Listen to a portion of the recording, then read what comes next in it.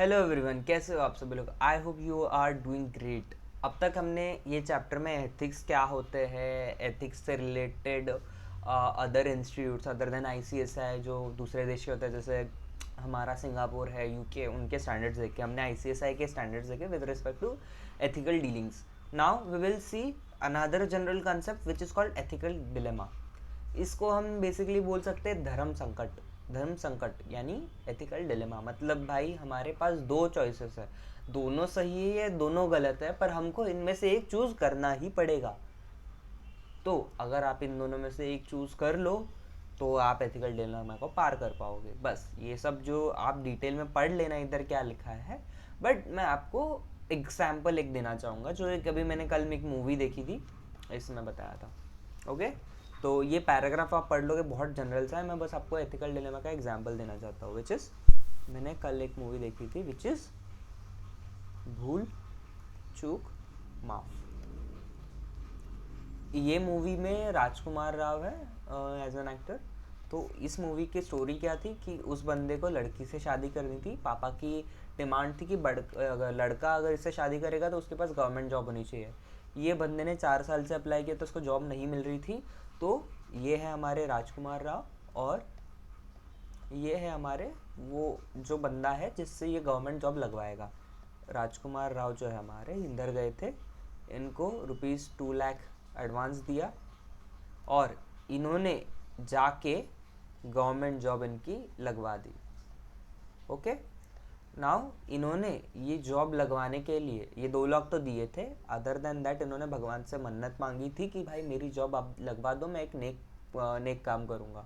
इन्होंने शिव जी से मन्नत मांगी थी। ये पिंड है, मान लीजिए, मेरे ड्राइंग पे ज़्यादा जाएगी मत, ये पिंड है शिव जी की। इनसे क्या मांगी थी, मन्नत मांगी थी कि अगर मेरी जॉब लग जाएगी ये गवर्नमेंट वाली तो मैं एक नेक काम करूँगा। अब इस सब में क्या होता है कि अभी ये जॉब लग गई, लड़की से शादी भी फिक्स हो गई, शादी फिक्स हो गई है, और इनकी शादी है 30 तारीख को। 30 तारीख को शादी है, शादी फिक्स हो गई है, एवरीबडी इज ओके बिकॉज इनकी जॉब लग गई है, इनकी मन्नत पूरी हो गई। नाउ 29 को इनकी होती है हल्दी।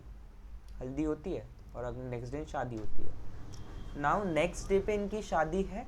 ये इसी दिन में फंसे हुए हैं। क्यों? अब इसकी स्टोरी सुनिए। इसकी स्टोरी ऐसी होती है, मूवी में बहुत कुछ लिखा है बट इसकी स्टोरी बेसिकली ये होती है कि इनकी जो गवर्नमेंट जॉब है, अब ये गवर्नमेंट जॉब वाले हो गए, ये किसी हमीद अंसारी नाम के बंदे की होती है।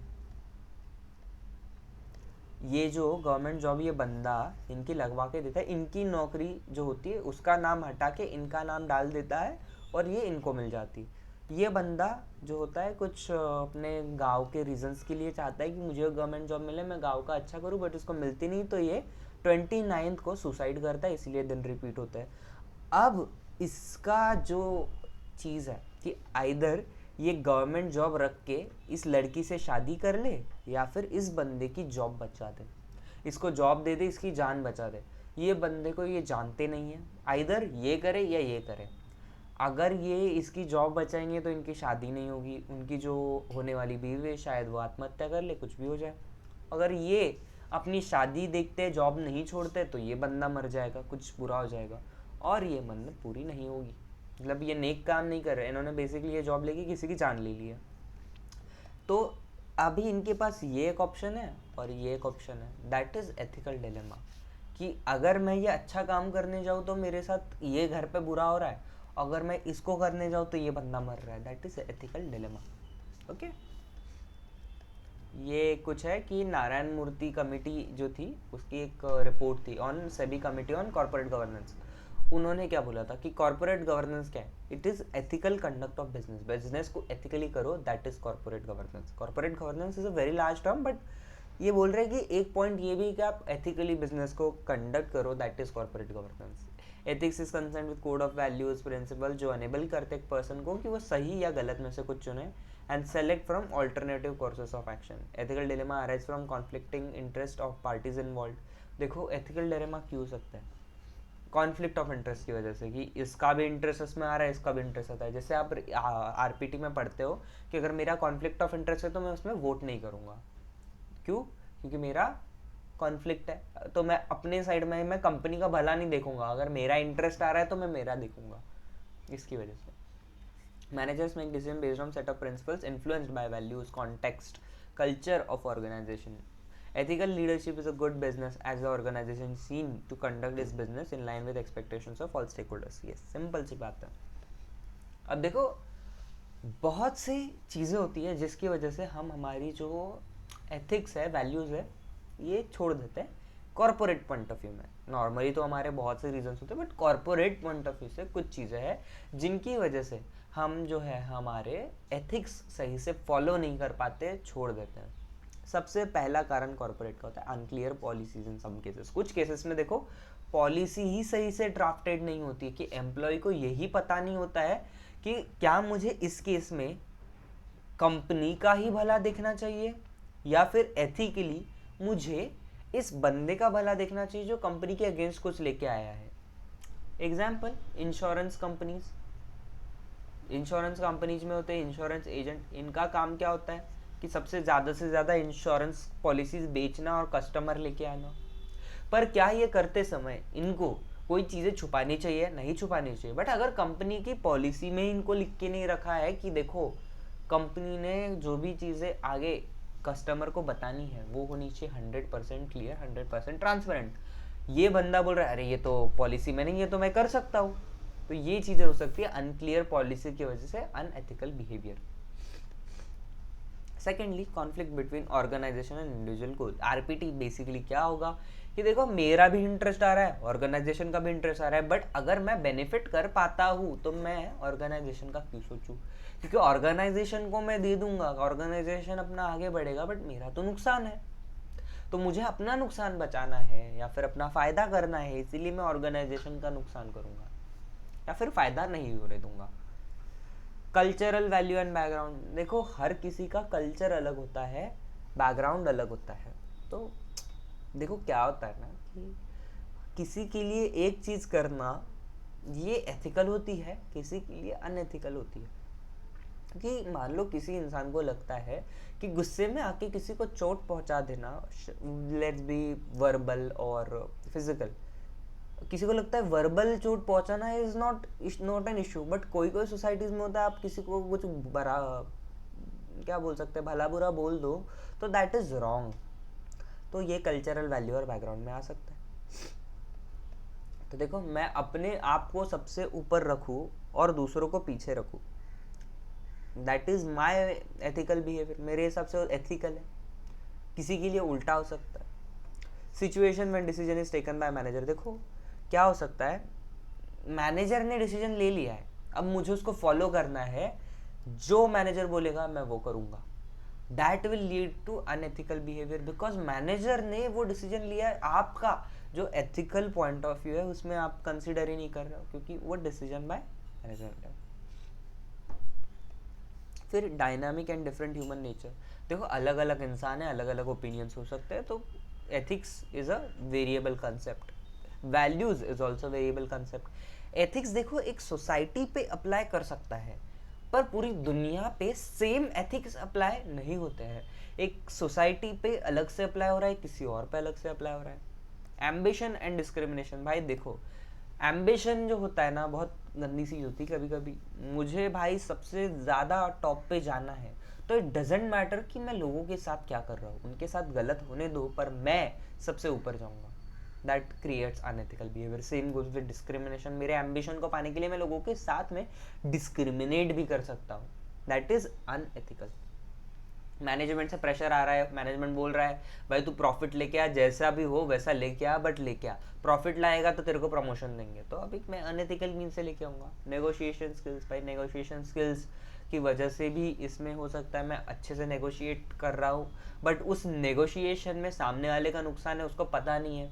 मैं बेस्ट से बेस्ट चीज़ लाने की कोशिश कर रहा हूँ बट कस्टमर के लिए नहीं, कंपनी के लिए. तो ये नेगोशिएशन स्किल्स भी प्रॉब्लम क्रिएट कर सकते हैं. और conflicting value same as conflict of interest. Okay,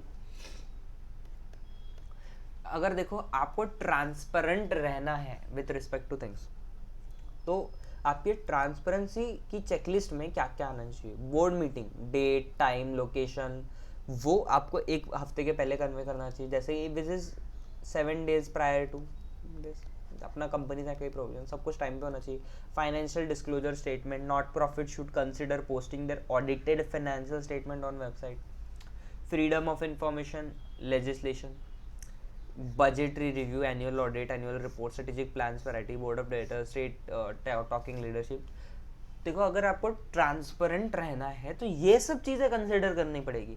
आपका जो बजट बन रहा है उसका रिव्यू करवाओ, एनुअल ऑडिट करवाओ, एनुअल रिपोर्ट जो है वो इजी एक्सेस रखो लोगों के लिए। ऐसी बाकी चीज़ें जैसे कि ओपन कल्चर रखो, पार्टनरशिप डिस्क्लोज करो, फ्रैंक एंड ओपन कम्युनिकेशन रखो, सही और गलत दोनों का कोर वैल्यूज कोड ऑफ करना, ये सब चीज़ें। अब देखो आपका जो एथिकल डिलेमा है उसको सुलझाने के कुछ तरीके हैं, रिजॉल्व करने के कुछ तरीके हैं। जो किडर नाम का एक बंदा है उसने 3 तरीके बताए अगर आपको चूज करना है तो। ओके, बेस्ट चॉइस कैब करना है, बट कौन से केस में? You can solve right versus right dilemma. देखो ये जो है ना किडर नाम का बंदा बताता है in case of right versus right dilemma. Right versus right, ये भी सही है वो भी सही है, तो इन दोनों में से मैं क्या चूज करूं? फॉर एग्जाम्पल डिलेमा हमारे साथ जब आता है, करियर चूज करना इज ऑल्सो अ डिलेमा। देखो मुझे ना साइंस लेना चाहिए, कॉमर्स लेना चाहिए, दैट इज अ डिलेमा। दोनों चीजें सही है, कुछ गलत नहीं है, बट क्या सही होगा? Because both are things, but what is the best, not just good, वो देखना है। तो पहला बोलता है एंड बेस्ड। देखो अगर मेरा कोई एक ऑप्शन चूज करने से सबका सबसे ज्यादा भला होगा तो मुझे वो चूज करना चाहिए। एग्जाम्पल सही, ऐसा नहीं कि यही करना चाहिए, बट दीज आर 3 रूल्स कि ये 3 चीजें देखो, आप 3 चीजों में से एक उठाओ। अगर मुझे चाहिए कि I want to create something good in society, शायद मैं कॉमर्स लेके या आर्ट्स लेके ना कर पाऊँ, शायद देर इज ऑप्शन कि आप वो फील्ड्स लेके भी करो, बट साइंस लेके मैं सोचूंगा मुझे डॉक्टर बनना है, मुझे इंजीनियर बनना है, लोगों के लिए सस्ते दामों पर घर बनाने हैं, मुझे डॉक्टर बन के सस्ते दामों में इलाज करवाना है। That is and based. Okay, and based resolution of dilemma. Second rule based, अगर मैं ये चॉइस लूंगा तो ये एक स्टैंडर्ड बन जाएगा, सब लोग यही फॉलो करेंगे। अगर मुझे ये थिंकिंग से आगे बढ़ना है तो मैं उस चीज़ को करूँगा। मेरी फैमिली में देखो, मैं बहुत बेसिक एग्जांपल दे रहा हूँ, उसके बहुत बड़े बड़े एग्जांपल्स हो सकते हैं, बट आपके लिए देखो, मैं मेरी फैमिली में मैं सबसे बड़ा हूँ। अगर मुझे देख के सबको अगर ये डिसीजन लेना है कि मुझे कॉमर्स लेना चाहिए, आर्ट्स लेना चाहिए, साइंस लेना चाहिए, तो मेरा डिसीजन उन लोगों को अफेक्ट करेगा। तो मुझे कैसा चॉइस करना चाहिए? मैं साइंस ले लूँगा तो सब साइंस ले लेंगे, ऐसा नहीं होना चाहिए। मैं साइंस ले रहा हूँ तो मेरे फैक्टर्स क्या है मैं देखूंगा, मैं सोच के एकदम मेरी एक चेकलिस्ट बनाऊंगा कि मुझे क्या सोच के एक फील्ड चूज करनी चाहिए। उन लोगों को भी वही फॉलो करना चाहिए। उन लोगों ने ये नहीं कि भैया ने अगर साइंस लिया है तो हमने भी साइंस लेना चाहिए। Peer pressure should not be a universal standard. Okay, वैसा केयर बेस्ड। भाई देखो आप जब डिसीजन लोगे तो भाई ऐसा देखो कि अगर ये डिसीजन लूंगा ना तो सबसे ज्यादा मैं ही अफेक्ट होऊंगा, ये सोच के आप ये डिसीजन लोगे। That is care based. तो आप जब करियर चूज करते हो तो mostly you are the only one who is most affected, तो that is care based. But other than that कोई डिसीजन है, आपको किसी और के लिए डिसीजन लेना है, तो मान लो I am that person, if I take this decision what will happen to me, वो सोच के आप लीजिए। अब ये तो बहुत जनरल सी चीज़ है कि अगर आपको इविल्स जो होते हैं, अनएथिकल बिहेवियर बोल लीजिए, वैल्यूज खो जाना बोल लीजिए, ये सब चीज़ों को आपको ओवरकम करना है, तो आपको कुछ स्ट्रैटेजीज है। सबसे पहला सेटिस्फैक्शन, खुश रहो, जितना है उतना इनफ है। I don't want more than what I have, that is satisfaction. उसके बाद में ends not to justify the means. इसका मतलब है कि मुझे अगर इन दी एंड कोई चीज़ मिल रही है तो फिर मैं उसके लिए जो भी चीज़ें करता हूँ वो गलत नहीं। मुझे पैसे के लिए चोरी करनी पड़े तो that is okay, it is not okay, चोरी करना इज़ रॉन्ग। ओके, वैसा ही मान लो अगर छोटा बच्चा है, वो ये सोचता है कि अगर मैं पेरेंट्स के सामने चीखूँ, चिल्लाऊँ, घर की चीज़ें तोड़ूँ, उससे मुझे खिलौने मिले, एटसेट्रा, ये सब चीज़ें, that is wrong. Ends should not justify the means. Ethical leadership, जब आप एक लीडर हो तो देखो आपको मॉरली सबको लीड करना है, ताकि उन लोगों को ईविल कंज्यूम ना कर ले। कैरेक्टर, भाई कैरेक्टर आपका ढीला नहीं होना चाहिए। मैं करूँ तो साला कैरेक्टर ढीला नहीं है, हमको सही से रहना चाहिए। ओके, देखो ये इडियम है ना, if everything is lost, sorry if character is lost everything is lost. अगर मैं अपना ईमान, अपना कैरेक्टर खो दूँ तो मेरा सब कुछ खो जाएगा। ओके, बस अभी कुछ केस स्टडीज है, इसमें से मैं आपको होमवर्क दूंगा, पहली और दूसरी मैं आपको केस स्टडी समझाऊंगा, बाकी की केस स्टडी आपने समझाना है और आपने ऐसा कुछ एक समरी लिखना है। मैं आपको समरी ही बता देता हूँ, ज़्यादा कुछ है नहीं, ये एग्जाम में नहीं आता है, but why we are writing the summaries is because आपको ये केसेस पता होने चाहिए, और एग्जाम के टाइम पे आप जस्ट एक बार गो थ्रू कर लीजिए। Ideally it will not come, but what if it does, नहीं आएगा बट पढ़ लीजिए, आपके नॉलेज के लिए अच्छा है। ओके, तो मैं आपको ये वाला एक्सप्लेन करता हूँ, just give me a second. मैं इसको फिक्स कर देता हूँ स्क्रीन पे। Okay, yes. सबसे पहला पीएनबी, पंजाब नेशनल बैंक। इसमें क्या हुआ है, एक कुछ तो स्कैम हुआ था पंजाब नेशनल बैंक में। अगर you are aware, Nirav Modi और मेहुल चोकसी करके थे, इन्होंने कुछ गड़बड़ कर दी थी। उसमें 11,000 करोड़ से ज़्यादा का अमाउंट इन्वॉल्व था। 2018 में हुआ एक्सपोज, बट चल रहा था 2011 से। इसमें क्या हुआ था basically, fraudulent LOUs, letter of undertaking issue किए थे by Punjab national bank to Nirav Modi and Mehul Choksi without proper credit limit और collaterals. Letter of undertaking issue कर दिए, बट उसके अगेंस्ट में कुछ कोलैटरल या फिर क्रेडिट लिमिट्स नहीं लिए। तो इसका एक चार्ट है जो कि प्रोसेस बता रहा है क्या हुआ। ये सब पता चलने के बाद पंजाब नेशनल बैंक ने एफआईआर फाइल की नीरव मोदी और मेहुल के अगेंस्ट में। उसके बाद में सीबीआई और ईडी ने इन्वेस्टिगेशन शुरू की। ईडी ने नीरव मोदी के एसेट सीज कर लिए, अरेस्ट किए थे। ये सब चीज़ों में जो पंजाब नेशनल बैंक के एम्प्लॉय थे, ये नीरव मोदी के जो लोग थे, इनको अरेस्ट किया और लोगों के पासवर्ड, इन दोनों के पासवर्ड सस्पेंड कर दिए, नीरव मोदी और मेहुल चोकसी के। फिर नीरव मोदी भाग गया, बट स्कॉटलैंड यार्ड में पकड़ा गया और उसको इंडिया में फ्यूजिटिव इकोनॉमिक ऑफेंडर करार दे दिया गया। देखो इंडिया छोड़ के भागा था, बट स्कॉटलैंड यार्ड में पकड़ा गया। फिर आज तक इसका एक्स्ट्राडिशन चल रहा है। एक्स्ट्राडिशन मतलब उस कंट्री से उसको इधर खींच के लाना है। ओके, चल रहा है। अभी इसके अगेंस्ट में कुछ आरबीआई ने चीज़ें की है कि आरबीआई बोला है आप एलओयू, लेटर ऑफ अंडरटेकिंग, या एफएलसी जो होता है, लेटर ऑफ क्रेडिट, ये आप ट्रेड क्रेडिट के लिए नहीं दोगे, डिसकंटिन्यू किया है। और order real time reconciliation of nostro accounts. Okay, ये कुछ चीज़ है, सिंपल सी देख लेना। फिर येस बैंक का क्राइसिस क्या बोलता है, क्यों हुआ था ये क्राइसिस? भाई पुअर गवर्नेंस हुई थी, सेंट्रलाइज डिसीजन मेकिंग था, मतलब एक ही बंदा पूरा डिसीजन ले रहा है काइंड ऑफ। पुअर गवर्नेंस में लोन्स दिए थे बहुत ज़्यादा हाई रिस्क बोरोवर्स को, और सेंट्रलाइज मतलब भाई राणा कपूर बंदा एक था जो सारे डिसीजन लेता था। रैपिड और रिस्की लोन ग्रोथ, भाई इनकी लोन बहुत बढ़ रहे थे, बहुत ज़्यादा, बट रिस्की भी होते थे। तो एज ऑन मई 2014 क्या था, इनकी लोन बुक में 55,000 करोड़ से ज़्यादा के लोन्स थे और डिपॉजिट थे 74,000 करोड़ से ज़्यादा। तो आइडियली एक बैंक में डिपॉजिट ज़्यादा होना चाहिए और लोन कम होना चाहिए। तो हम बोलेंगे कि बैंक अपना लोन जो है क्या कर सकते, जो डिपॉजिट है वो उनके पास रहना चाहिए, लोन जो है वो कम होना चाहिए। ओके, तो क्या हुआ 2019 के सितंबर में जो है लोन बढ़ के 2.25 ट्रिलियन हो गए और जो डिपॉजिट थे वो 2.10 ट्रिलियन हो गए। There is a gap of this 0.15 trillion. तो लोन जो है डिपॉजिट से ज़्यादा हो गया। बैंक के पास जितना पैसा है उससे ज़्यादा तो बैंक ने दे के रखा है लोगों को। मतलब मेरे पास 100 रुपये है, मैंने 105 रुपये सामने वाले को दिए।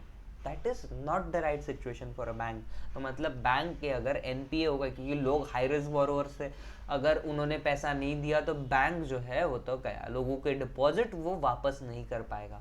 Okay, NPA, non performing assets बहुत ज़्यादा बढ़ गए। Under reporting of bad loans, मतलब जो बैड लोन्स थे उसको रिपोर्ट ही नहीं कर रहा था। जैन 2019 में सीईओ राणा कपूर को आरबीआई ने हटा दिया और 2020 में एक इंडिपेंडेंट डायरेक्टर ने रिजाइन मार दिया। तो ये कुछ केस था। आरबीआई ने क्या एक्शन लिया, आरबीआई बोला मार्च 2020 में भाई तेरा ना जो पूरा मैनेजमेंट है वो हम संभाल लेंगे। फिर मोरेटोरियम जो है वो उन्होंने कैपिटल विड्रॉवल्स पे इम्पोज कर दिया। मोरेटोरियम मतलब इतना एक पीरियड है जिसके बीच में आप कैपिटल विड्रॉ नहीं कर सकते। और रीस्ट्रक्चरिंग की स्कीम के अंतर्गत जो अपना CIRP वगैरह हो सकता है, वैसा ही SBI ने 49% स्टेक जो है येस बैंक में एक्वायर कर लिया, ताकि येस बैंक जो है लोगों का पैसा वापस कर सके और वापस से फंक्शन कर सके।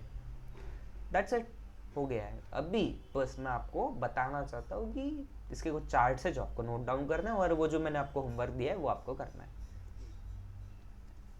देखिए ये है अपना एथिकल डिलेमा, इतना एक रिलीव है।